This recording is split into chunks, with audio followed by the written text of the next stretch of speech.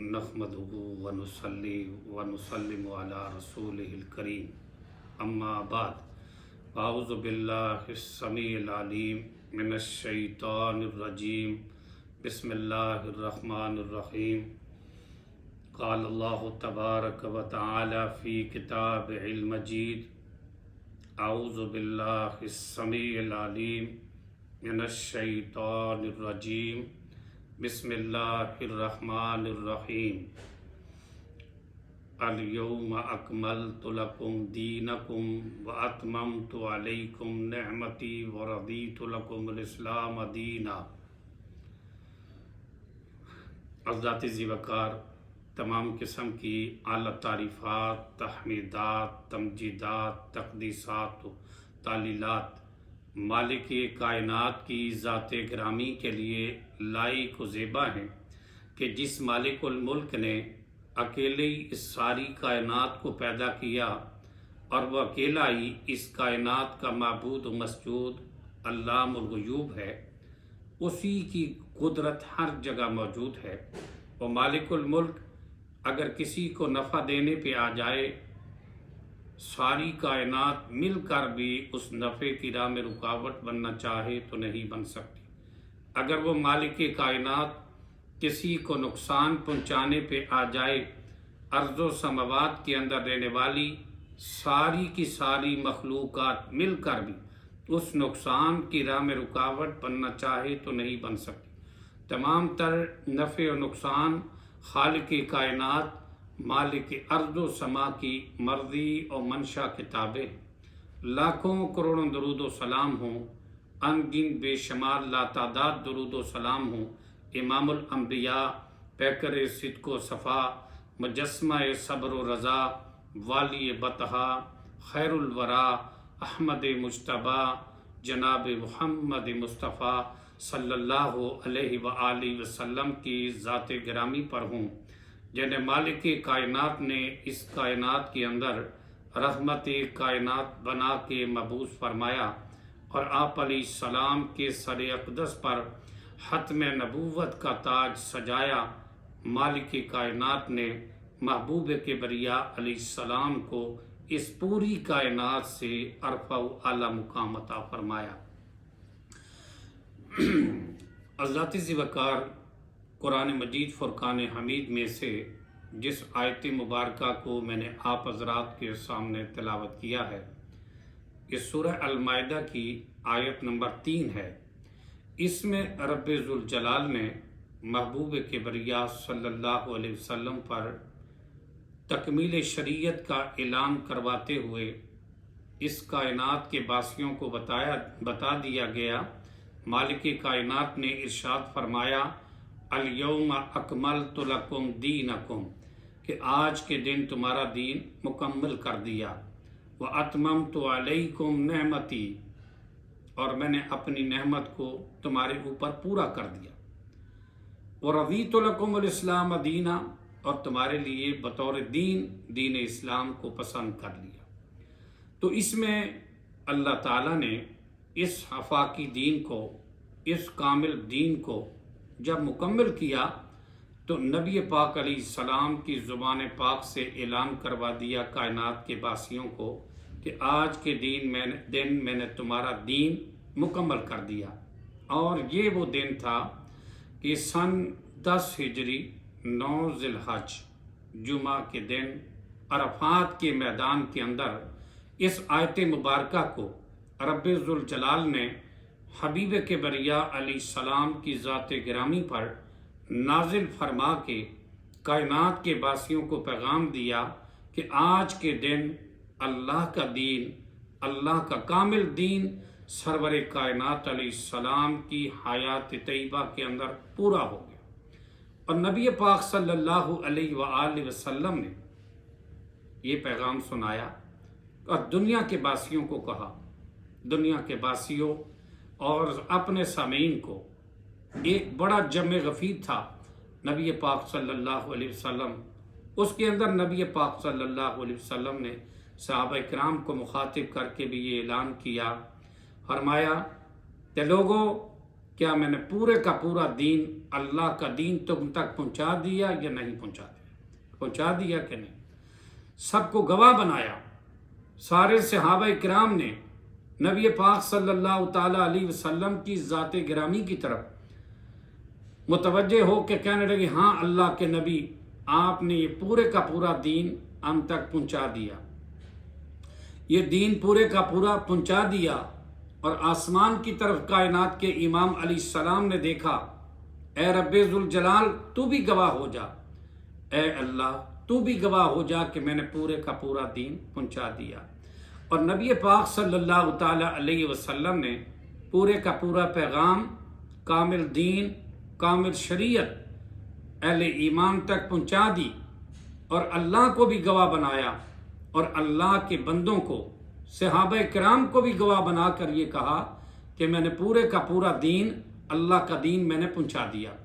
اور میرے بھائیوں، اس دین کے اندر اللہ کے نزدیک زیادہ ادیان نہیں، دین حق اور سچا دین جو ہے وہ اسلام ہے۔ قرآن مجید کے دوسرے مقام پر رب ذوالجلال ارشاد فرماتے ہیں، مالک کائنات فرماتے ہیں، ان الدین عند اللہ الاسلام، کہ اللہ کے نزدیک پسندیدہ، اللہ کے نزدیک دین برحق وہ دین اسلام ہے۔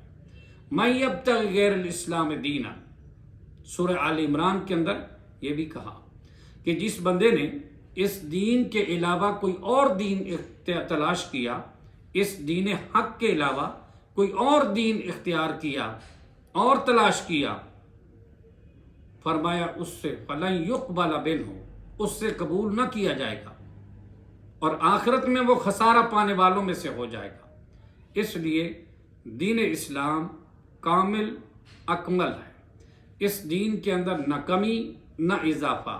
یہ ایسا دین ہے، یہ نہ کمی برداشت کرتا ہے اور نہ اضافہ برداشت کرتا ہے۔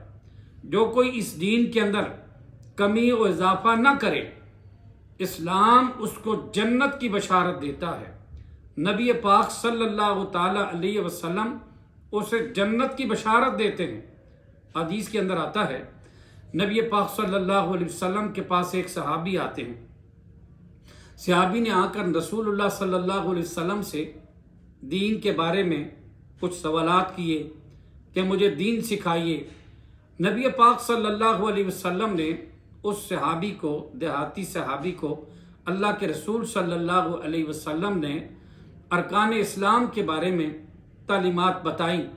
اللہ کے رسول علیہ السلام نے اس کو گائیڈ کیا، اس صحابی کو کہا کہ یہ دین ہے، یہ باتیں، یہ ارکان اسلام ہیں۔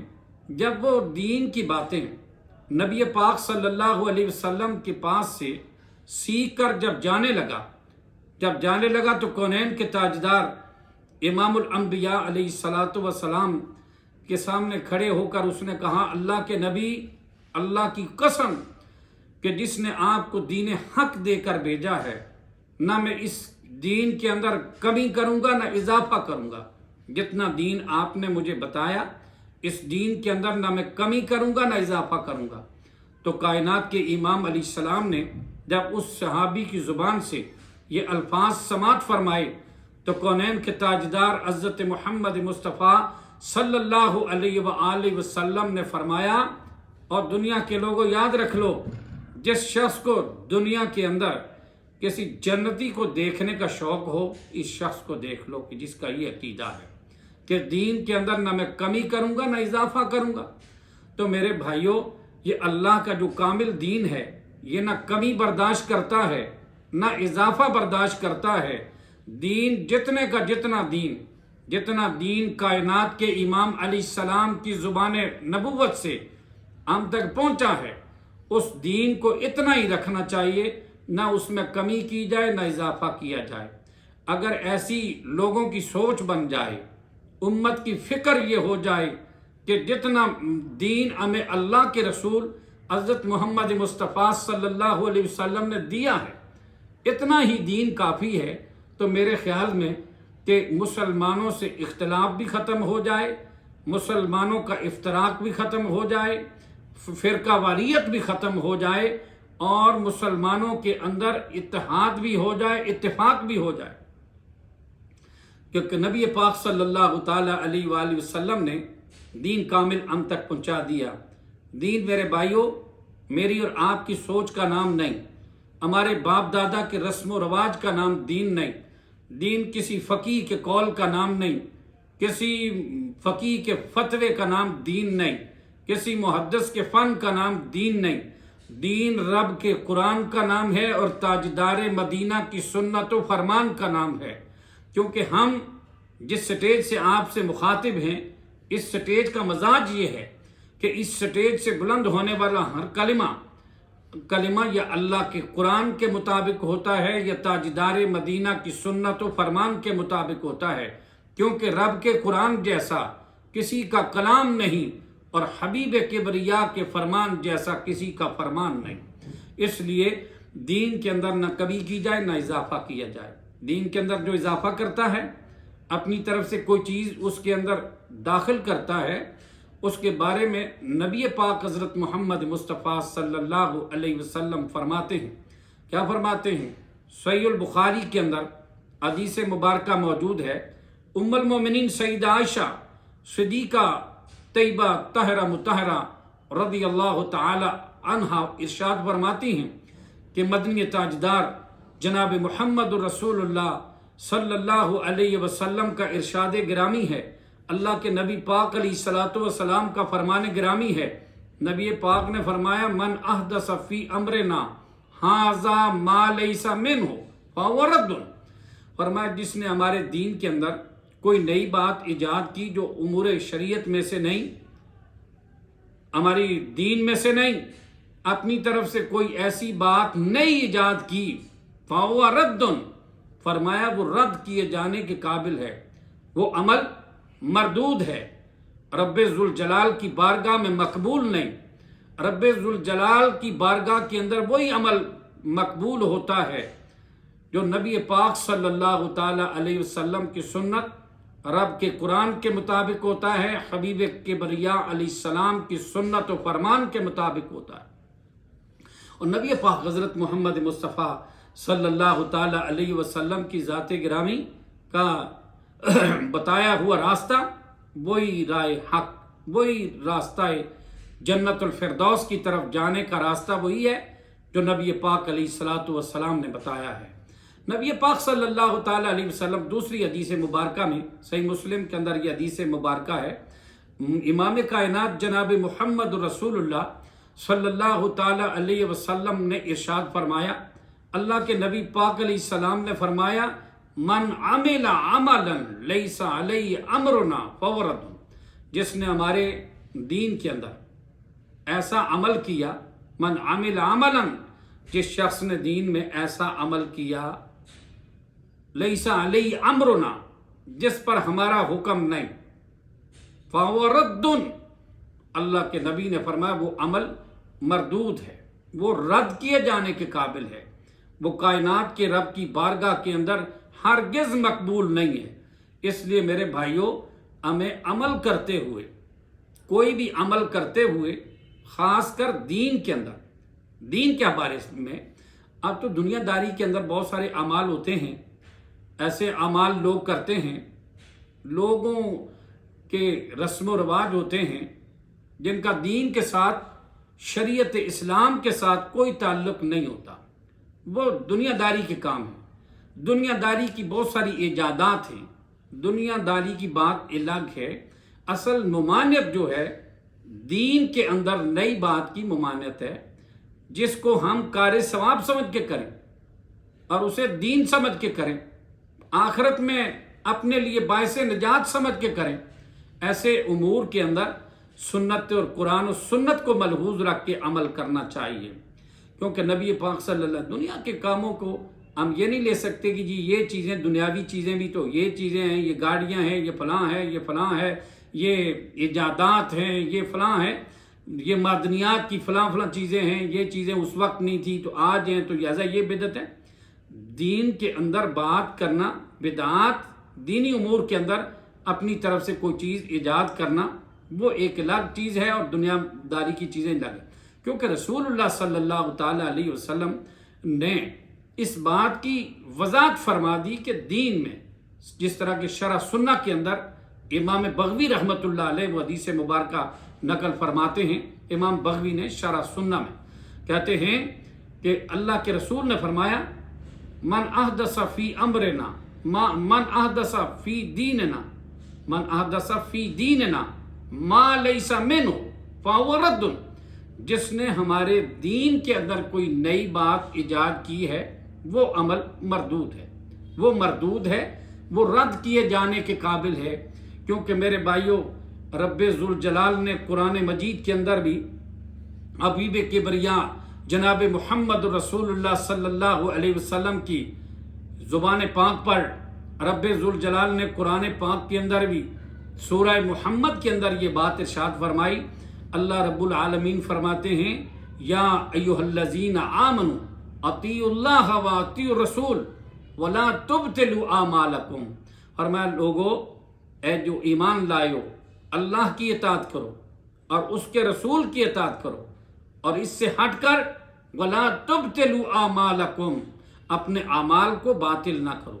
اس سے پتہ وہ چلا کہ جو عمل اللہ کے قرآن کے مطابق ہے اور حبیب کبریا علیہ السلام کی سنت و فرمان کے مطابق ہے، وہ عمل تو رب العالمین کی بارگاہ میں مقبول ہے، اور جو عمل اللہ کے قرآن کے مطابق نہیں، حبیب کبریا صلی اللہ علیہ وسلم کی سنت و فرمان کے مطابق نہیں، وہ عمل اللہ کی بارگاہ کے اندر مردود ہے، مقبول نہیں، وہ عمل ضائع ہے، وہ عمل باطل ہے، چاہے دنیا کی نگاہوں میں وہ کتنا خوبصورت کیوں نہ لگے۔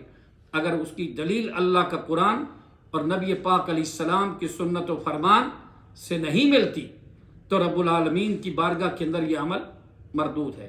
سرور کائنات صلی اللہ علیہ وسلم نے وضاحت فرما دی۔ اب میرے بھائیوں، ہمیں جو بات سمجھنی ہے کہ جس چیز کی طرف میں آپ کی توجہ دلانا چاہتا ہوں وہ معاملہ ہے آج کل جو ہمارے بھائی ان ایام کے اندر، خاص کر ربیع الاول کے اندر جو کچھ کام کرتے ہیں میلاد کے نام پر۔ اب میں یہ بتانا چاہوں گا کہ میلاد کیا ہے۔ میلاد پیدائش کے لیے لفظ بولا جاتا ہے، میلاد ولادت کے حوالے سے یہ عام طور پر ہمارے معاشرے کے اندر لفظ بولا جاتا ہے، لیکن میں یہ سمجھتا ہوں کہ پوری دنیا کے اندر میں یہ کہوں کہ اس روئے زمین پر آسمان کے نیچے کوئی شخص ایسا موجود نہیں جو اللہ کو ماننے والا ہے، رسول کو ماننے والا ہے، یا اللہ اور رسول کو نہیں ماننے والا۔ کوئی بندہ ایسا نہیں کہ جو بندہ نبی پاک علیہ السلام کے میلاد کا انکار کرتا ہو۔ کون کرتا ہے؟ کوئی یہودی، عیسائی، سکھ، ہندو، کوئی بندہ اس بات کا انکار نہیں کرتا اور نہ کر سکتا ہے کہ نبی پاک صلی اللہ علیہ وسلم کا میلاد نہیں ہوا، آپ پیدا نہیں ہوئے۔ کون کہتا ہے کہ آپ پیدا نہیں ہوئے؟ یہودی، عیسائی، ہندو، سکھ اللہ کو ماننے والے بھی مانتے ہیں اور اللہ اور اس کے رسول کو نہ ماننے والے بھی مانتے ہیں کہ امام کائنات صلی اللہ علیہ وسلم پیدا ہوئے، آپ علیہ السلام کا میلاد ہوا۔ تو اس میں کسی کو انکار نہیں ہے۔ ہاں، میں یہاں پر یہ جملہ بھی کہنا چاہتا ہوں کہ حقیقت میں اگر کوئی گروہ نبی پاک علیہ السلام کا انکار کرنے والا ہوگا تو وہ گروہ ہوگا جو نبی پاک علیہ السلام کے میلاد کا انکار کرنے والا، آپ کی ولادت کا انکار کرنے والا وہ گروہ ہو سکتا ہے جو نبی پاک علیہ السلام کو نوری مانتا ہے، کیونکہ میلاد جو ہوتا ہے وہ بشر کا ہوتا ہے، نوری کا نہیں ہوتا۔ میلاد بشر کا ہوتا ہے، نوری کا نہیں ہوتا۔ اگر کوئی کہے تو بتا دے جبریل امین کب پیدا ہوئے، ان کی ماں کا نام بتا دو، جبریل امین کی ولادت کب ہوئی، اس کا خاندان و قبہ قبیلہ کون سا تھا، اس کی ماں اور باپ کا نام کیا تھا، اس کی ولادت ہوئی تو بتا دو۔ تو سب کہیں کہ نہیں، میلاد تو بشر کا ہوتا ہے، نوری کا نہیں ہوتا۔ اور جو آپ علیہ السلام کو بشر نہیں مانتا، حقیقی معنوں میں اگر روئے زمین پر کوئی انکار کرنے والا نبی علیہ السلام کے میلاد کا ہو سکتا ہے تو وہ شخص ہو سکتا ہے، کیونکہ میلاد نوری کا نہیں ہوتا، بشر کا ہوتا ہے۔ اب نبی پاک صلی اللہ علیہ وآلہ وسلم کے میلاد کو تو ہر شخص مانتا ہے کہ رسول اللہ صلی اللہ علیہ وسلم پیدا ہوئے، آپ کی پیدائش ہوئی ہے، کسی کو انکار نہیں۔ اور میلاد کے بارے میں جشن عید میلاد النبی کے حوالے سے ہمارے بھائی کہتے ہیں کہ جی وہ لوگ جو بندہ یہ سب کچھ نہیں کرتا آپ کی ولادت پر، یہ سب کچھ جو نہ کرے، 12 ربیع الاول کو جھنڈیاں نہ لگائے، 12 ربیع الاول کو ڈھول ڈھماکہ نہ کرے، 12 ربیع الاول کو گلیاں نہ سجائے، پہاڑیاں نہ بنائے، 12 ربیع الاول کو جلوس نہ نکالے، 12 ربیع الاول کو شور غل نہ کرے، باجے گاجے نہ بجائے، شور شرابہ نہ کرے، ایسا کرنے والا کہتے ہیں یہ تو نبی پاک کو مانتا ہی نہیں ہے، اسے نبی پاک کی ذات گرامی سے محبت ہی نہیں ہے۔ جو ایسا کام نہیں کرتا، جو جلوس نہ نکالے، اس کو نبی سے محبت کوئی نہیں۔ جو جشن میلاد نہ منائے، اس کو نبی پاک علیہ السلام سے محبت نہیں۔ جو گلی نہ سجائے، اس کو کہتے ہیں کہ نبی پاک علیہ السلام سے اسے محبت نہیں۔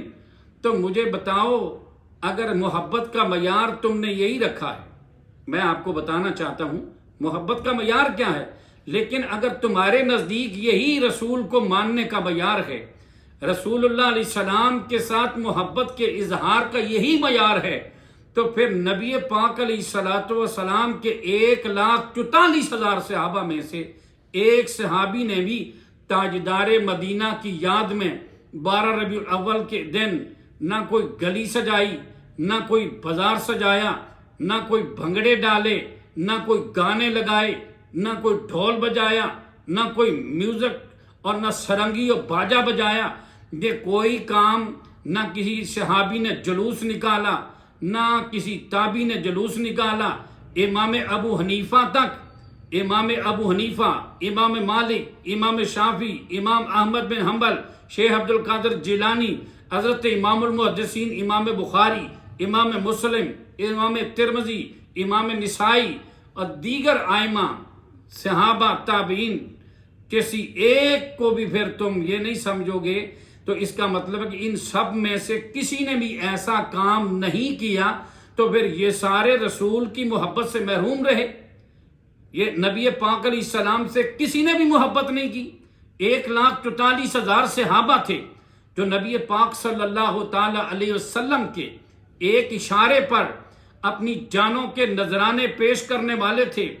رسول اللہ علیہ السلام کے ایک اشارے پر کٹنے اور مرنے کے لیے جو تیار تھے، کسی صحابی نے بھی ایسا نہیں کیا، تو اس کا مطلب ہے انہیں تاجدار مدینہ کی ذات پاک سے محبت نہیں تھی، ان کو آقا سے محبت نہیں تھی۔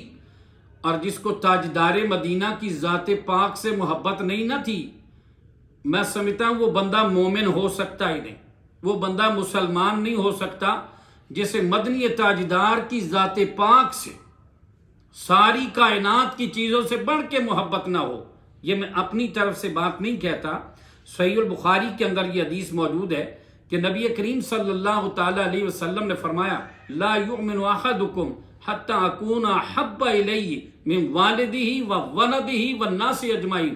اللہ کے رسول علیہ السلام نے فرمایا اس وقت تک تم میں سے کوئی بندہ مومن نہیں ہو سکتا جب تک کہ وہ اپنے اولاد سے بڑھ کر، اپنے والدین سے بڑھ کر، حتیٰ کہ پوری کائنات کے انسانوں سے پڑھ کر میں محمد کو محبوب نہیں رکھ لیتا، محبت نہیں کر لیتا، تو مومن ہو سکتا ہی نہیں۔ ہمارا عقیدہ اور ایمان ہے کہ تاجدار مدینہ کی محبت عین ایمان ہے، اور جس کے سینے میں تاجدار مدینہ کی محبت نہیں، وہ پکا بے ایمان و شیطان ہے۔ وہ دن رات عبادت کرے، ریاضت کرے، رب العالمین کی بارگاہ میں اس کا کوئی عمل قبول نہیں ہوتا اگر اس کے سینے میں محبوب کبریا جناب محمد رسول اللہ کی محبت نہ ہوگی۔ ہم تو کہتے ہیں محمد مصطفیٰ کی محبت ایمان کی شرط اول ہے، اگر ہو اس میں خامی تو سب کچھ نامکمل ہے۔ نبی پاک علیہ السلام کی محبت عین ایمان ہے۔ تو میرے بھائیوں، اللہ کے رسول صلی اللہ تعالی علیہ وسلم کو اپنی جان سے بھی جو محبوب نہ سمجھے وہ مومن نہیں ہو سکتا۔ صحیحین کے اندر یہ حدیث موجود ہے کہ نبی کریم صلی اللہ تعالی علیہ وسلم کے صحابی سیدنا فاروق اعظم رضی اللہ تعالی عنہ سے بات کر رہے تھے۔ ایک صحابی بیان کرتے ہیں کہ ابو بکر حضرت فاروق اعظم کا ہاتھ تاجدار مدینہ کے ہاتھ میں تھا، تو پوچھنے لگے، بات کرنے لگے، کتنی محبت کرتے ہیں؟ کہا آقا مجھے آپ کی ذات گرامی سے بڑی محبت ہے۔ مدنی تاجدار پوچھتے کتنی محبت ہے؟ سیدنا عمر فاروق کہتے ہیں اللہ کے نبی اپنی جان کے علاوہ ساری چیزوں سے بڑھ کر آپ کی ذات گرامی سے محبت کرتا ہوں۔ تو کائنات کے امام علیہ الصلوۃ والسلام نے فرمایا عمر اس اللہ کی قسم ہے، فرمایا جب تلک مجھے اپنی جان سے بھی زیادہ محبوب نہ سمجھ لے تو کامل مومن ہو سکتا نہیں۔ تو کہا اللہ کے نبی اگر یہی بات ہے تو فوری طور پہ نبی پاک علیہ السلام کا یہ پروانہ، شمع رسالت کا یہ پروانہ، نبی پاک علیہ السلام کا جانثار کہتا ہے محبوب کبریا اگر یہی بات ہے تو میں اپنی جان سے بھی بڑھ کے آپ سے محبت کرتا ہوں۔ یہ تھے رسول اللہ صلی اللہ علیہ وسلم کے صحابہ، وہ جان سے بڑھ کر صحابہ آقا نامدار مدنی تاجدار سے محبت کرنے والے تھے۔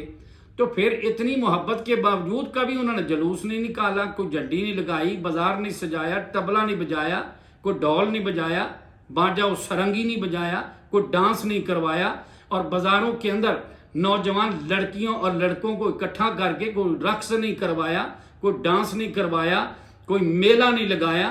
کیا وجہ ہے؟ کہ ان کی محبت کے اندر صداقت نہ تھی؟ کیا صحابہ کی محبت کے اندر سچائی نہ تھی؟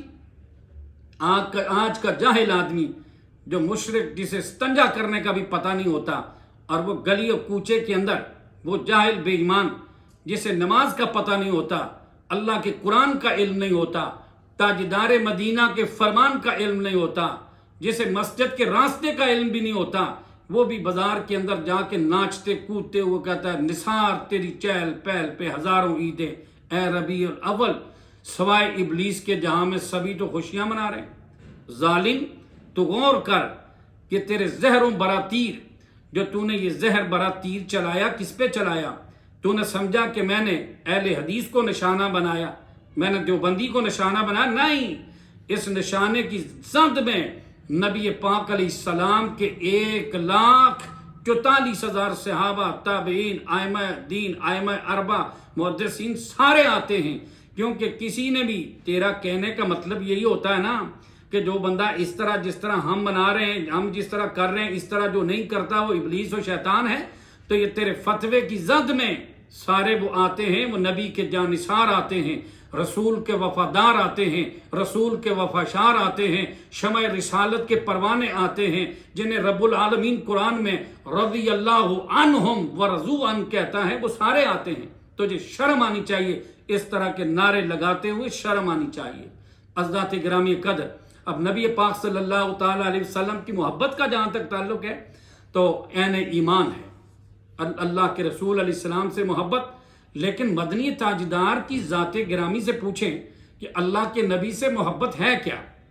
جس چیز کو میرے نبی پاک نے محبت کہا وہ کیا ہے؟ جامع ترمذی کے اندر حدیث ہے، نبی پاک حضرت محمد مصطفیٰ صلی اللہ علیہ وسلم فرماتے ہیں، اللہ کے رسول علیہ السلام نے فرمایا، کیا فرماتے ہیں؟ فرمایا من احب سنتی فقد احبنی من احبنی کان معی فی الجنہ۔ نبی پاک علیہ السلام فرماتے ہیں محبت کیا ہے۔ اب نبی پاک علیہ السلام کس چیز کو محبت قرار دے رہے ہیں؟ ذرا توجہ کریں میرے بھائیوں کہ اللہ کے رسول صلی اللہ تعالی علیہ وسلم کس چیز کو محبت کہتے ہیں؟ نبی پاک علیہ السلام کے نزدیک محبت رسول کا معیار کیا ہے وہ دیکھیں۔ حدیث پاک میں اللہ کے رسول فرماتے ہیں من احب سنتی فقد احبنی، جس نے میری سنت سے محبت کی اس نے میرے ساتھ محبت کی، ومن احبنی کان معی فی الجنہ، فرمایا جس نے مجھ سے محبت کی وہ جنت میں بھی میرے ساتھ ہوگا۔ اللہ تعالی ہم سب کو تاجدار مدینہ کا ساتھ نصیب فرمائے۔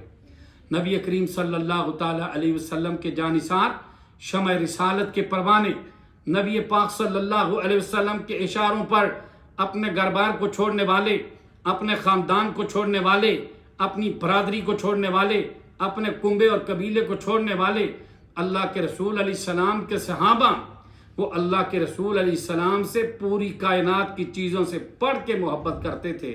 فرمایا من احب سنتی فقد احبنی، جس نے میری سنت سے محبت کی اس نے میرے ساتھ محبت کی، اور جس نے میرے ساتھ محبت کی فرمایا وہ جنت میں بھی میرے ساتھ ہوگا۔ میرے بھائیوں، یہاں رسول اللہ علیہ السلام کس چیز کو محبت رسول قرار دے رہے؟ سنت محمد مصطفیٰ۔ یہاں ہم سارے کام کر لیتے ہیں لیکن سنت والا کام ہم سے کوئی نہیں ہوتا۔ اللہ کے رسول علیہ السلام جس کو اظہار محبت کہتے ہیں اس محبت کو ہم سمجھتے ہیں، اور رب ذوالجلال کی محبت وہ کیا محبت ہے؟ اللہ سے محبت۔ قرآن مجید کے اندر رب ذوالجلال نے حبیب کبریا علیہ السلام کی ذات گرامی سے اعلان کروایا، اعلان کر کے کائنات کے باسیوں کو یہ پیغام دیا۔ کیا پیغام دیا؟ نبی پاک حضرت محمد مصطفیٰ صلی اللہ علیہ وسلم نے پیغام یہ دیا، اللہ نے قرآن میں اعلان کیا کروایا؟ اللہ کی محبت، اللہ رسول کی محبت کو ذرا سمجھیں۔ اللہ رسول کی محبت ہے کیا؟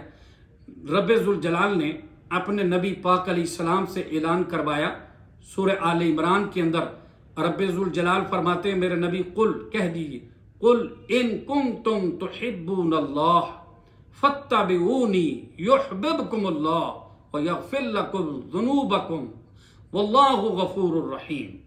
رب ذوالجلال نے فرمایا میرے نبی ان سے کہہ دیجئے، فرما دیجئے، قل ان کنتم تحبون اللہ، کہ واقعتاً اگر تمہیں اللہ سے محبت ہے نا، واقعتاً تمہیں اللہ تعالیٰ سے اوریجنل سچی محبت ہے، فاتبعونی، فرمایا میری اتباع کرو، یعنی نبی پاک علیہ السلام کی اتباع کرو، فاتبعونی، میری اتباع کرو، یحببکم اللہ، پھر اللہ تم سے محبت کرے گا، اللہ تمہیں اپنا محبوب بنائے گا۔ جب محبوب بنائے گا تو انعام کیا عطا فرما؟ یغفر لکم ذنوبکم، تمہارے گناہوں کو بخش دے گا، واللہ غفور الرحیم، وہ اللہ بڑا مہربان ہے، بڑا معاف کرنے والا ہے، جو اس کی بارگاہ میں معافی مانگے تو معاف کر دیتا ہے۔ تو میرے بھائیوں، یہ اللہ کی محبت، نبی پاک علیہ السلام کی اطاعت، اللہ کی محبت، نبی پاک علیہ السلام کی اتباع، اللہ کی محبت۔ اللہ رب العالمین کو اگر اپنا محبوب رکھتے ہو، اور اللہ تم یہ چاہتے ہو کہ رب ذوالجلال تمہیں اپنا محبوب بنا لے، تو امام الانبیاء محبوب کبریا علیہ السلام کی اطاعت و اتباع کرنی ہے، کیونکہ میرے نبی پاک حضرت محمد صلی اللہ علیہ وسلم کا جو فرمان ہے اس کے مطابق، سنت نبوی کے مطابق عمل ہوگا تو رب العالمین کی بارگاہ میں مقبول ہوگا۔ اگر سنت مصطفیٰ کے مطابق عمل نہ ہوگا تو کیسے مقبول ہوگا؟ اب 12 ربیع الاول کے بارے میں اب تھوڑی سی بات یہ بھی کرنا چاہتے ہیں کہ لوگ کہتے ہیں جی 12 ربیع الاول ہے، اب ہر زبان زد عام ہو چکا ہے کہ نبی پاک علیہ السلام جی 12 ربیع الاول کو پیدا ہوئے، 12 ربیع الاول کو پیدا ہوئے۔ میں آپ کو یہ بتانا چاہتا ہوں کہ رسول اللہ صلی اللہ تعالیٰ علیہ وسلم 12 ربیع الاول کو آپ صلی اللہ علیہ وسلم کی پیدائش کی کوئی مستند روایت موجود نہیں ہے۔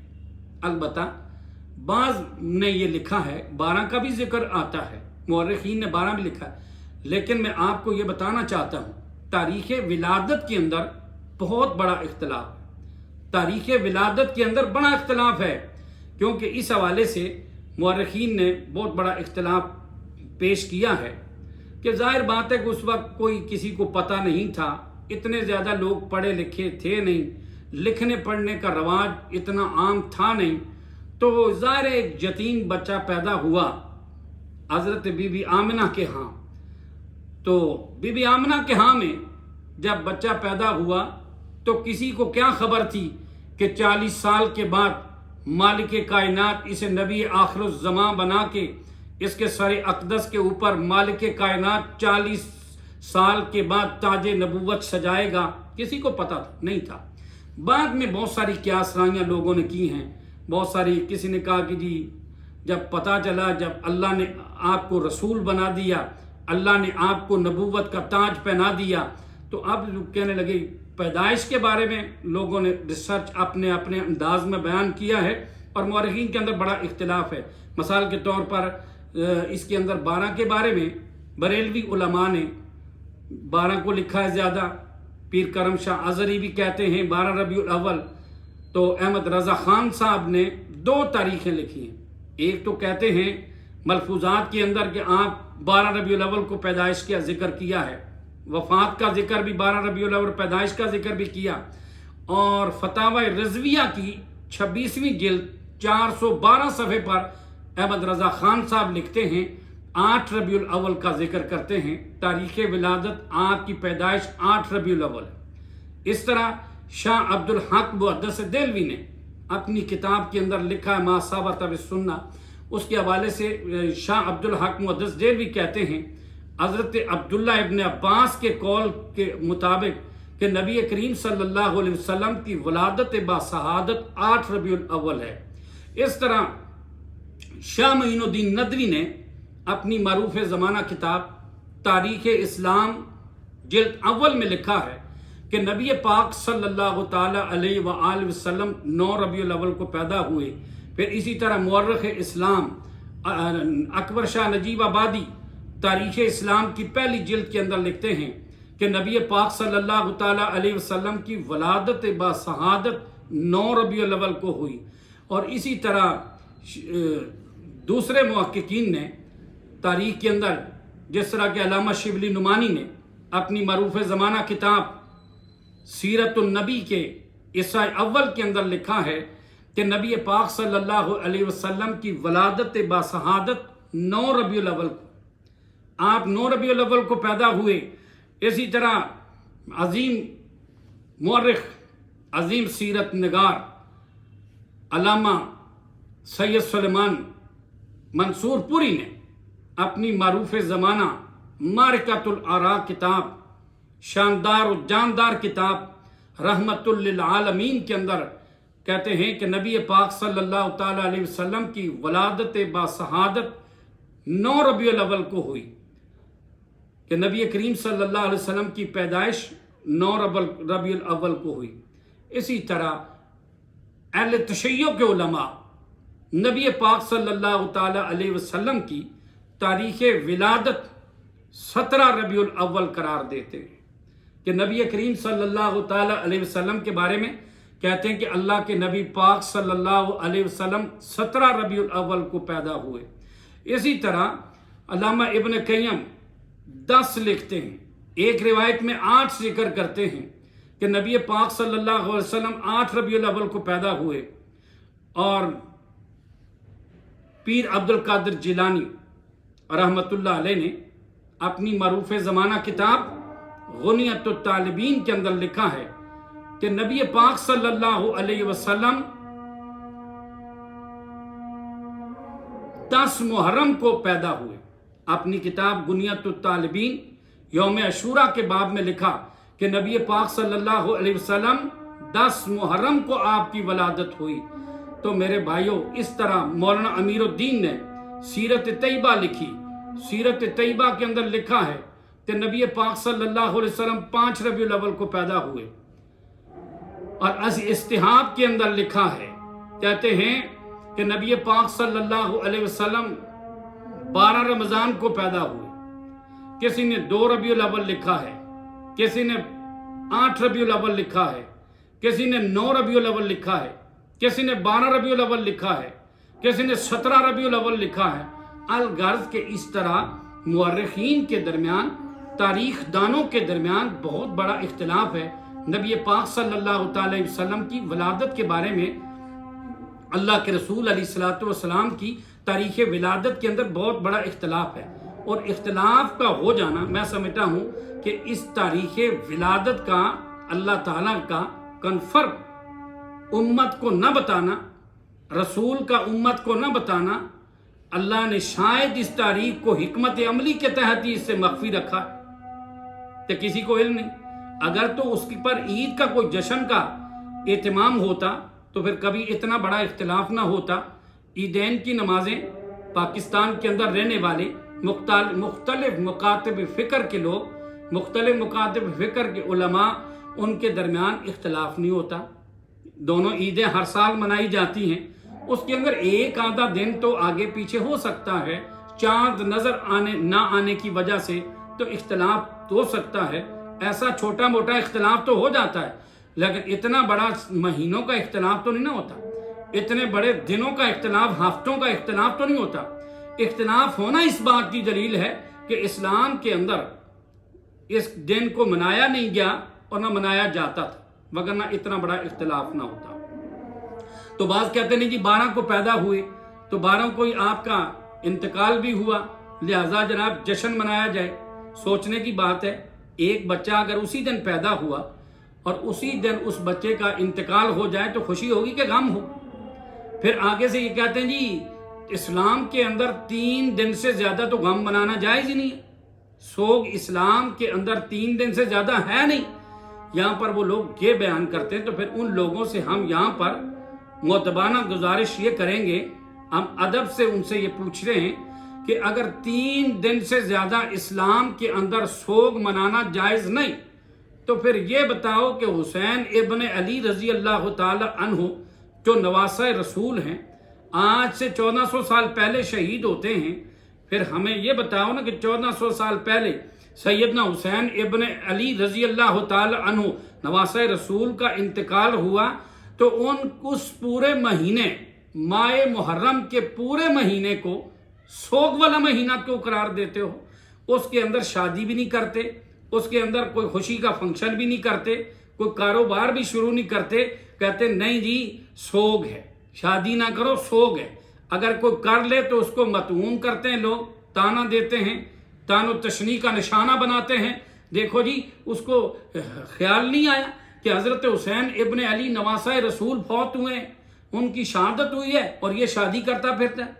اور مجھے یہ بتاؤ کہ حسین ابن علی کی شہادت کا غم 1400 سال گزر جانے کے بعد بھی ختم نہ ہو تو جس حسین کی عزت جس نانا کی وجہ سے ہے، حسین کے نانا جس مہینے کے اندر ان کا انتقال ہو تو ہر طرح کی فحاشی، ہر طرح کا جشن، ہر طرح کی شادی، ہر طرح کا ڈھول، ہر طرح کا دھماکہ، ہر طرح کی باجے، ہر طرح کی سرنگی، یہ کیسے جائز ہو گیا؟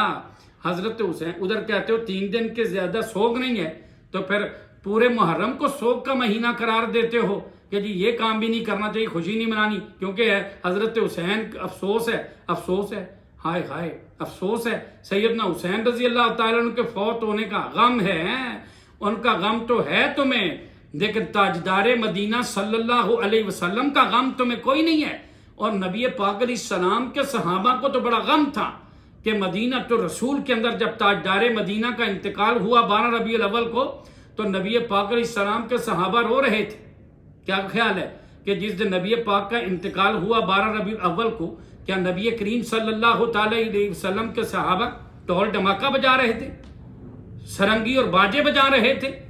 اللہ کے رسول علیہ السلام کا جب جنازہ دفن کیا جا رہا تھا 12 ربیع الاول کو تو کیا صحابہ اس دن جشن منا رہے تھے، ڈھول بجا رہے تھے، کیا کر رہے تھے؟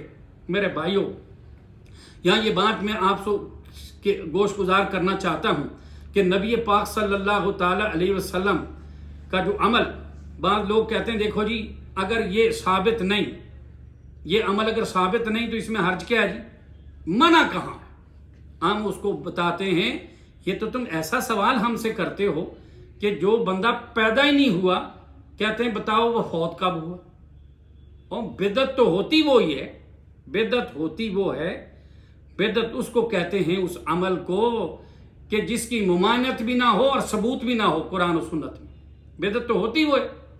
نبی کریم صلی اللہ علیہ وآلہ وسلم اپنے خطبہ کے اندر، جمعے کے اندر، عیدین کے اندر خطبہ ارشاد فرماتے ہوئے پڑھا کرتے تھے، صحیح مسلم اور دیگر کتب حدیث کے اندر وہ خطبہ نبی پاک علیہ السلام کا موجود ہے کہ نبی پاک صلی اللہ علیہ وسلم ان خیر الحدیث کتاب اللہ وخیر الحدی حدی محمد صلی اللہ علیہ وسلم وشر الامور محدثاتها وکل محدثۃ بدعہ وکل بدعۃ ضلالہ وکل ضلالۃ فی النار۔ کہ نبی پاک خطبہ میں یہ فرماتے، لوگوں بہترین باتوں والی کتاب اللہ کی کتاب ہے، بہترین باتوں والی کتاب اللہ کی کتاب ہے، وخیر الحادی حادی محمد، سب سے بہترین راستہ، ہدایت والا راستہ، بہترین منہج नबी पाक सल्लल्लाहु अलैहि वसल्लम का रास्ता, रसूलुल्लाह का मनहज है। वह शर्रुल उमूर मुख्तसातुहा, आप फरमाते बदतरीन काम वो हैं जो दीन के अंदर नए इजाद किए जाएं। कुल्लु मुख्तसतिन बिदा, दीन के अंदर हर नो इजाद अमल बिदत है। व कुल्लु बिदतिन ज़लाला, फरमाया हर बिदत गुमराही है। व कुल्लु ज़लालतिन फिन्नार, और हर गुमराही इंसान को जहन्नम में ले जाने वाली। तो ये अल्लाह के रसूल अलैहिस्सलाम ने ये फरमा दिया। वो कहते जी अच्छा जी तुम कहते हो बिदत है। अल्लाह के रसूल अलैहिस्सलाम ने बिदत उसको कहा जो अमल अल्लाह के कुरान से साबित ना हो, ताजदार मदीना की सुन्नत व फरमान से साबित ना हो। अक्सर लोग अपनी जहालत की वजह से कह देते हैं और जी अगर ये साबित नहीं है ना तो देखो जी तुम हवाई जहाज पे सफ़र करते हो, तुम बस पे सफ़र करते हो, तुम फलां करते हो। एक जगह मैं दर्श देने के लिए समनाबाद गया तो वहाँ पर जी वो बात करने लगे, कहते जी आप आए किस पर हैं? मैंने कहा मोटरसाइकिल पे आया हूँ, बाइक पे आया हूँ। तो कहने लगे बताओ कि ये बाइक के ऊपर आना ये बिदत नहीं? नबी पाक सल्लल्लाहु अलैहि वसल्लम के दौर में तो ये भी नहीं थी। मेरे भाइयों अल्लाह के लिए मैं बात में अर्ज कर चुका हूँ, मैं ये गुजारिशात आपके गोश गुजार शुरू में कर चुका हूँ कि बिदत वो दुनियादारी की चीज़ें नहीं होती, ये गाड़ियाँ ये फलां ये। अलबत्ता अगर कहते हैं जी ये कहाँ लिखा हुआ, मैं समझता हूँ कि इनका जिक्र भी अल्लाह ने, सवारियों का जिक्र अल्लाह ताला ने कुरान में किया है। हवाई जहाज का जिक्र मैंने कहा कुरान में मौजूद है, बस का जिक्र मैंने कहा कुरान में मौजूद है, मोटरसाइकिल का जिक्र कुरान में मौजूद है, मोटरसाइकिल का जिक्र भी कुरान में मौजूद है। हाँ मोटरसाइकिल का जिक्र भी मौजूद है, घोड़े का जिक्र भी मौजूद है, गधे का जिक्र भी मौजूद है, खच्चर का जिक्र भी कुरान में मौजूद है, हवाई जहाज का जिक्र भी कुरान में मौजूद है। हाँ जी मैं कहा सारा मौजूद है। तो कहते कहाँ लिखा हुआ जी कुरान में? हमने तो कहीं नहीं पढ़ा। मैंने कहा तुमने कुरान पढ़ा ही नहीं। अगर तुमने कुरान पढ़ा होता ना तो तेरे अकीदे के अंदर तौहीद होती। अगर तूने कुरान को फिरका वरीयत से हट के पढ़ा होता तो तेरी अकीदे के अंदर अल्लाह के कुरान की बात होती, तो अकीदा तौहीद पे तेरा ईमान होता और ताजदार मदीना की सुन्नत की तुझे पहचान होती। तो कहते कहाँ लिखा हुआ है?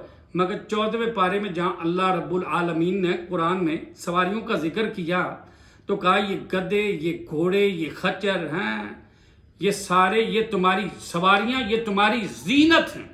आखिर में मालिक कायनात ने एक जुमला इरशाद फरमाया, मालिक अर्ज़ो समा ने फरमाया व यख़्लुक़ु मा ला तालमून, अल्लाह ऐसी सवारियां पैदा करेगा जो तुम नहीं जानते। इससे पता चला कि क़यामत तक के आने वाली सवारियों का जिक्र रब्बे ज़ुल जलाल ने कर दिया है। लेकिन ये बात याद रखें कि इन सवारियों का जिक्र या सवारियां इन चीज़ों का जिक्र जो है ये दीन से कोई ताल्लुक नहीं रखता। कि जो बंदा जहाज़ पे नहीं बैठता, कोई नहीं कहता कि ये कामिलुल ईमान नहीं है। जो जहाज़ के अंदर सवारी नहीं करता, कोई नहीं कहता कि इसके ईमान के अंदर कमी है, इसके सवाब में कमी है। और जो जहाज़ में बैठता है, हर रोज़ बैठता है, ये नहीं कहते कि जनाब वो बहुत बड़ा उसने सवाब हासिल कर लिया, बड़ी कामयाबी हासिल की। ये ऐसी बातें नहीं है। अब कहते हैं जी देखो जी और जी वफ़ात का दिन है नबी पाक अलैहिस्सलाम का, तो वो जी ठीक है, नबी करीम सल्लल्लाहु अलैहि वसल्लम के सहाबा ने ऐसा नहीं किया। मेरे भाइयों जो काम अल्लाह के रसूल ने किया है, हम कहते हैं वो काम करना सुन्नत है। जो काम आप अलैहिस्सलाम ने नहीं किया वो काम ना करना सुन्नत है। जो काम असहाब रसूल ने किया वो काम करना सुन्नत असहाब रसूल है। और जो काम असहाब रसूल ने नहीं किया वो काम ना करना सुन्नत असहाब रसूल है। मिसाल के तौर पर मैं अक्सर भाइयों से ये पूछता हूँ कि जब जुमे की, जब आप देखें ईद की अजान नहीं होती, ईद की अजान नहीं देते, ईद के लिए तकबीर भी नहीं कहते। मैंने कहा ईद के लिए अजान देते हो? कहते ही नहीं।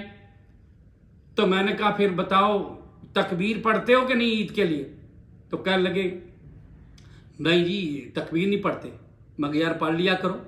क्यों नहीं पढ़ते? ईद की अजान क्यों नहीं देते? ईद की तकबीर क्यों नहीं पढ़ते? तो कहने लगे ये सरकार से साबित नहीं है, सरकार से इसलिए नहीं पढ़ते। मैं कहा चलो नहीं साबित तो कोई बुरा काम तो नहीं, इसमें क्या हर्ज है जी? अल्लाह का नाम ही बुलंद करना ना अजान है, इसमें क्या हर्ज है? तो कहते हैं जी नहीं अल्लाह के नबी पाक सल्लल्लाहु अलैहि वसल्लम वो ऐसा नहीं करते। یہ نبی پاک علیہ السلام سے ثابت نہیں ہے، اس لیے اذان ہم نہیں دیتے، تکبیر ہم نہیں پڑھتے۔ تو میں نے کہا یہی سوال ہمارا تمہیں کیوں نہیں سمجھ آتا؟ ہم بھی تو یہی کہتے ہیں، ہم جشن عید میلاد النبی کا یہ سارا دھندا جو ہے ہم اس لیے نہیں کرتے کہ سرکار سے ثابت نہیں ہے۔ ہمارا عذر بھی مان لو نا، ہماری بات تمہیں سمجھ نہیں آتی، اپنی بات تمہیں سمجھ آتی ہے۔ اور پھر دوسری بات ہے کہ ہمیں دیکھنا چاہیے کہ کہاں ہے، ہمیں یہ دیکھنا چاہیے کہ نبی پاک علیہ السلام کا عمل کیا تھا، کہ 12 ربیع الاول کے دن نبی کریم صلی اللہ علیہ وسلم کا عمل کیا تھا۔ آپ دیکھتے ہیں کہ رسول کی اتباع کون کرتا ہے اور رسول کی سنت پہ کون چلتا ہے اور کون اہل سنت ہے۔ اہل سنت وہ ہوتا ہے جو نبی کی سنت پہ عمل کرے۔ اور صحیح مسلم کے اندر حدیث پاک ہے، نبی پاک صلی اللہ علیہ وآلہ وسلم پیر کے دن اور جمعرات کا آپ روزہ رکھتے تھے، اور پیر کے روزے کی بابت رسول اللہ علیہ السلام سے پوچھا گیا، اللہ کے رسول یہ بتائیں کہ آپ پیر کے دن جو روزہ رکھتے ہیں تو اس کی کیا وجہ ہے؟ نبی مکرم صلی اللہ علیہ وسلم نے فرمایا اس دن میں پیدا ہوا اور اس دن مجھ پہ قرآن نازل ہوا، اس لیے میں روزہ رکھتا ہوں۔ نبی پاک علیہ السلام نے پیر کے دن فرمایا میں پیدا پیر کے دن ہوا۔ اب دیکھنا کہ پیر کے دن تمہارا کون سا وقت آتا ہے کہ نبی پاک علیہ السلام نے اپنی تاریخ ولادت تو نہیں بتائی کہ میں کس تاریخ کو پیدا ہوا، البتہ یہ فرمایا میں پیر کے دن پیدا ہوا۔ اب دیکھو کہ تمہاری اس تاریخ 12 ربیع الاول کو پیر آتی ہے کہ نہیں آتی؟ کہتے ہیں جی میں پیر کے دن پیدا ہوا، یہ تو بتا دیا۔ اب نبی پاک صلی اللہ تعالی علیہ وسلم پیر کے دن یہ بتائیں کہ پیر کے دن اللہ کے رسول علیہ السلام نے تو روزہ رکھا، روزہ رکھ کے منایا، روزہ رکھ کے یہ ثابت کیا اللہ کے نبی صلی اللہ علیہ وسلم کہ پیر کے دن روزہ رکھا۔ اور صحیح البخاری کے اندر یہ حدیث بھی موجود ہے کہ نبی کریم صلی اللہ علیہ وآلہ وسلم عیدین کے دن روزہ رکھنے سے آپ منع فرماتے تھے، آپ نہ عید کے دن روزہ نہیں۔ اگر عید کے دن روزہ نہیں، اللہ کے نبی نے فرمایا عید کے دن روزہ رکھنا جائز نہیں۔ اور ہمارے معاشرے کے اندر عام بھی بہت مشہور، بہت لوگ کہتے ہیں جی عید کے دن شیطان کا روزہ ہوتا ہے، کیونکہ نبی پاک علیہ السلام نے عید کے دن روزہ رکھنے سے منع فرمایا، اور اپنے یوم پیدائش پر پیر کے دن آپ نے روزہ رکھا، اور یہ ثابت کیا ہے کہ میری ولادت کا دن عید کا دن نہیں، تاکہ عید کے دن روزہ منع ہے تو میری تاریخ ولادت کو کوئی عید نہ کہہ سکے۔ یہ بھی پتہ اللہ کے رسول علیہ وسلم، اگر روزہ ہے تو عید نہیں، اگر عید ہے تو روزہ نہیں۔ نبی پاک صلی اللہ علیہ وآلہ وسلم کی ذات گرامی سے نبی پاک علیہ السلام کا عمل جو ہے وہ روزہ ہے، اور جو روزہ رکھے پیر اور جمعرات کا ہمیشہ رکھے وہ تو اہل سنت ہے، اس نے سنت پہ عمل کیا۔ میرے بھائی تیرا دعویٰ بھی یہ ہے کہ تو اہل سنت ہے، اگر تو اہل سنت ہے تو پھر میرے اہل سنت بھائی سنت رسول تو تھی روزہ رکھنا، اور تو نے کیا کیا؟ تو نے تو اس کے خلاف عید منائی۔ نبی کا عمل روزہ، تیرا عمل عید، تو اہل سنت کس طرح تو بنا؟ اہل سنت کیسے ہے؟ اس کو دیکھو میرے بھائیوں، ہم تو سمجھتے ہیں کہ تاجدار مدینہ کی ذات پاک سے جیسے محبت نہیں، وہ سینہ ایمان سے خالی ہے۔ اور میں ایک دیکھ رہا تھا سوشل میڈیا پر، میں نے ایک پروگرام دیکھا اور ایک اینکر نے سوال کیا ایک عربی عالم سے، بڑی 2 الفاظ میں جچے تلے الفاظ میں پورا عقیدہ عربی شیخ نے بیان کر دیا۔ اس سے اینکر نے سوال کیا، کہنے لگے کہ یہ آپ لوگ نبی پاک علیہ السلام سے محبت نہیں کرتے؟ کہا کیوں نہیں، محبت تو کرتے ہیں۔ کہا پوری دنیا کے لوگ ادھر ادھر کے یعنی عجم ملکوں کے لوگ جو ہیں، انڈیا، پاکستان، بنگلہ دیش، فلاں یہ سارے لوگ نبی پاک علیہ السلام کی تاریخ ولادت کا دن مناتے ہیں، خوشی کا اظہار کرتے ہیں، سیلیبریٹ کرتے ہیں۔ آپ کیا کرتے ہیں؟ آپ لوگ تو نہیں کرتے۔ عربوں میں سے نبی پاک عربوں میں سے تھے، عرب میں سے تھے، مکہ اور مدینہ میں ایسا کوئی کام کیوں نہیں ہوتا؟ عربی شیخ نے کہا کہ میں آپ سے کوئی سوال کر سکتا ہوں، میں آپ سے بھی کچھ پوچھ سکتا ہوں، اجازت؟ تو کہنے لگے جی پوچھیں۔ اس نے کہا آپ مجھے یہ بتائیں کہ یہ کام کرنا نیکی ہے یا برائی؟ یہ کام کرنا نیکی ہے یا برائی ہے؟ شیخ نے اس سے پوچھا تو کہنے لگے جی ظاہر ہے اس نے یہی کہنا تھا کہ یہ نیکی سمجھ کے لوگ کرتے ہیں. کہا یہ نیکی سمجھ کے کرتے ہیں. کہا یہ نیکی ہے نا تو یہ بتا اس نیکی کا علم سرور کائنات حضرت محمد مصطفیٰ صلی اللہ علیہ وسلم کو تھا کہ نہیں تھا؟ نبی پاک علیہ السلام کو اس نیکی کا علم تھا کہ نہیں علم تھا؟ آگے سے اس نے کہا کہ علم تھا. اگر نبی پاک حضرت محمد مصطفیٰ صلی اللہ علیہ وسلم کو اس نیکی کا علم تھا، اللہ کے رسول کو اس نیکی کا علم تھا، تو پھر آپ نے امت کو بتایا؟ اگر امت کو بتایا تو ہمیں بتاؤ. اللہ کے رسول نے امت کو بتایا، کیا حکم دیا؟ ایک حدیث تم لاؤ، ہم جشن منانے کے لیے تیار ہیں. ہم جشن منانے کے لیے تیار ہیں، ایک حدیث تم لاؤ. آگے سے وہ بندہ خاموش ہو گیا. یہی دنیا والوں کو ہم بتاتے میرے بھائیوں. نبی پاک نے فرمایا لوگو تمہیں ہر وہ کام میں نے بتا دیا، حدیث پاک کے اندر آتا ہے، جو تمہیں جنت کے قریب کرنے والا عمل تھا. میں نے ہر وہ عمل تمہیں بتا دیا جو جہنم سے دور کرنے والا عمل تھا. میں نے ہر عمل تمہیں بتا دیا. لوگوں گواہ رہنا کہ میں نے پورے کا پورا دین تم تک پہنچا دیا. میرے بھائیوں یہ سارا کام اگر یہ کار ثواب ہوتا، اگر یہ محبت کی علامت ہوتا، یہ جشن عید میلاد النبی کا جشن منانا اگر یہ کار ثواب ہوتا تو مجھے بتاؤ نبی پاک حضرت محمد مصطفیٰ صلی اللہ علیہ وسلم نے اپنی نبوت کی 23 سالہ زندگی میں ایک دن بھی نہ مکے کی گلی کو سجایا، نہ مدینے کی گلی کو سجانے کا حکم دیا، اور پھر نہ ہی آپ علیہ السلام نے جلوس نکالا، نہ ہی آپ نے کوئی جلسے جلوس نکالے، نہ کوئی نعرے لگوائے. رسول اللہ علیہ السلام نے اس دن اپنا جشن منانے کی نہ تعلیم دی نہ تربیت دی.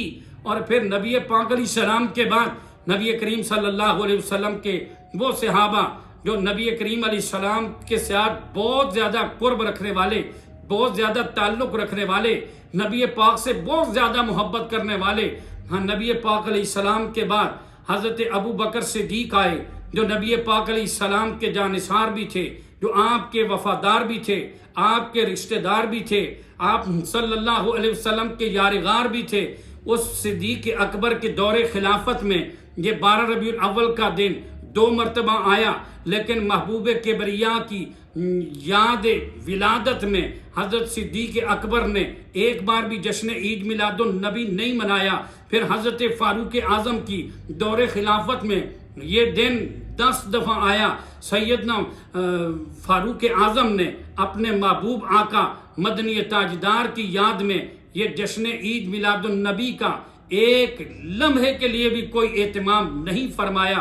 اس کے بعد حضرت عثمان ابن عفان کامل الایمان، حضرت عثمان ابن عفان جو نبی پاک کے جانثار بھی ہیں، آپ کے وفادار بھی ہیں، آپ کے وفاشار بھی ہیں، آپ کے دوہرے داماد بھی ہیں. حضرت عثمان ابن عفان جس نے رسول کے اشارے پر اپنا مال و متاع ہمیشہ کے لیے قربان کیا، اس عثمان ابن عفان کی دور خلافت میں یہ دن تقریباً 11 مرتبہ آیا. حضرت عثمان ابن عفان نے اپنے محبوب آقا کا مدنی تاجدار کا جشن عید میلاد النبی نہیں منایا. پھر نبی پاک صلی اللہ علیہ وسلم کے اس کے بعد اللہ کے رسول علیہ السلام کے چچا زاد بھی تھے سیدنا علی مرتضیٰ کی دور خلافت کے اندر یہ دن تقریباً 5 مرتبہ آیا. سیدنا علی جو نبی پاک کے جانثار بھی ہیں، آپ کے رشتہ دار بھی ہیں، آپ کے چچا زاد بھی ہیں، آپ کے داماد بھی ہیں، ان کی دور خلافت کے اندر یہ 5 مرتبہ یہ دن آیا. انہوں نے جشن عید میلاد النبی نہیں منایا. پھر جناب حضرت فاروق ان کے بعد حضرت نبی پاک علیہ السلام کے نواسہ رسول حضرت حسن ابن علی کی دور خلافت میں حضرت حسن ابن علی وہ تھے جنہیں رسول اللہ اپنے کندھوں پہ اپنے پشت کے اوپر بٹھایا کرتے تھے. اللہ اکبر، نبی پاک علیہ السلام سے ان سے بڑھ کر محبت کرنے والا کون ہوگا. حضرت حسن ابن علی کے دور خلافت میں یہ دن 1 مرتبہ آیا. انہوں نے اپنے نانا حضور کا جشن عید میلاد النبی نہیں منایا، گلیوں کو نہیں سجایا، بازاروں کو نہیں سجایا، کمکمے نہیں بنائے، بیت اللہ کے جہلی ماڈل نہیں بنائے، مسجد نبوی کے جہلی ماڈل نہیں بنائے، یہ کام نہیں کیا. حضرت اس کے بعد हज़रत मुआविया इब्न अबी सुफियान कातिब कुरान, नबी पाक अलैहिस्सलाम के ब्रदर-इन-लॉ, उम्मुल मोमिनीन उम्मे हबीबा के भाई अमीरुल मोमिनीन हज़रत मुआविया इब्न अबी सुफियान के दौरे खिलाफत में ये दिन 19 मरतबा आया। उन्होंने अपने महबूब आका मदनी ताजदार अपने बहनोई सरवर कायनात इमामुल अंबिया सल्लल्लाहु अलैहि वसल्लम की विलादत की याद में न गली को सजाया, न बाजार को सजाया, न ढोल बजाया, न सरंगी और चिमटा बजाया, न ढोल और ढमक्के बजाए, ऐसा काम कोई नहीं किया। और मेरे भाइयों ये बात याद रखो, जो काम नबी पाक अलैहिस्सलाम के सहाबी नहीं करते वो काम हम भी नहीं करते। आज के वहाँ भी वो काम इसलिए नहीं करते कि मेरे नबी की सहाबा की जमात रूए ज़मीन पर सबसे ज़्यादा जो रसूलुल्लाह से मोहब्बत करने वाली जमात थी वो नबी पाक सल्लल्लाहु अलैहि वसल्लम के सहाबा की जमात थी। जो काम नबी पाक के सहाबी नहीं करते, अल्हम्दुलिल्लाह आज वो काम वहाँ भी नहीं करते। देखने में आता है हर शख्स पहला क्या कहता है कि जी आज मैंने अपने घर में मिलाद करवाना है, यानी पैदाइश करवाना। किनकी? नबी पाक अलैहिस्सलाम का घर में मैंने मिलाद करवाना है। अच्छा जी, मैंने अपने घर में नबी को पैदा करवाना है, नबी पाक सल्लल्लाहु अलैहि वसल्लम को पैदा करवाना, मैंने मिलाद करवाना है नबी का अपने घर में। फिर दूसरी जगह पे कहते हैं मैंने अपने नबी का ही मिलाद करवाना है। एक कहता है उसके घर में, दूसरा कहता है उसके घर में। मिलाद सबका होता है, मिलाद मेरा भी हुआ, मिलाद मेरा भी हुआ, मिलाद आपका भी हुआ, मिलाद हमारे बाप का भी हुआ, मिलाद सबका होता है, जिंदगी में एक बार होता है। लेकिन मिलाद के लिए गली और कूचे के अंदर चंदा मांगने की ज़रूरत नहीं कि गली और कूचे के अंदर जाकर बच्चों को मांगना शुरू कर दिया जाए। और आजकल ये होता है कि लोग चंदा वगैरह मांगने के लिए बच्चों को गली और कूचे में मांगने पर लगा दिया। यकीन कीजिए कि एक ईसाई, हमारे ऑफिस का एक ईसाई था, जमील मसीह उसका नाम था, और उसने एक बार मुझे शर्मिंदा किया।